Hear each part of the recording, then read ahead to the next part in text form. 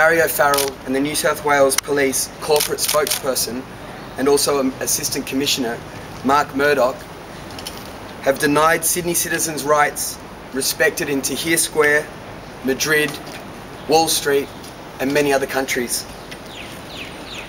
Polls recently commissioned by Yahoo 7 and the Sydney Morning Herald of over 19,000 members of the public show the overwhelming support for the occupied Sydney's democratic principles. And this movement will only get stronger because of these illegitimate actions in an attempt to silence us. As everyone was sleeping, they announced they wanted to move us on. This was clearly a clearance operation, clearing us away and using any means necessary to do it. People were still coming to their senses, getting up from their sleeping bags when they started moving in and starting pulling people away. The very fact that it was a clearing operation was shown by the fact that the vast majority of us who were handcuffed and supposedly charged were released without charge. They basically wanted us out of there. Well, we say our camp may well have been forcibly disbanded, but our movement is going to cohere and it's going to be strengthened as a result of this.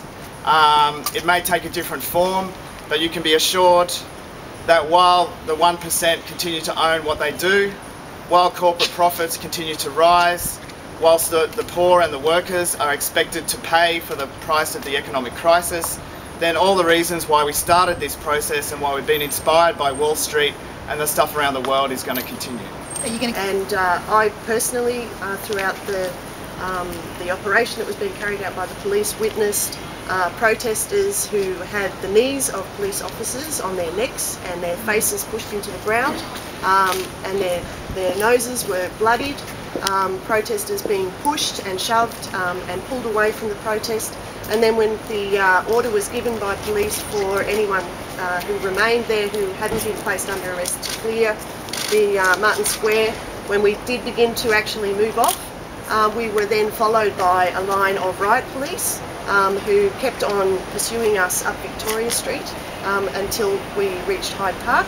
And when we got to Hyde Park and attempted to reconvene to have a meeting about what we'd like to do, how we could support our friends who'd been detained and arrested, the police basically formed a cordon between us and Elizabeth Street on Hyde Park. So it was just an extreme response by police this morning, and as Mark said, it was a violent pre-dawn clearing operation. As soon as people were pushed out of Martin Place, police just grabbed all of the gear that people had, all of the information, the leaflets that we'd been handing out to the public throughout this week, and just threw them into piles and took them away in a garbage truck to the police station.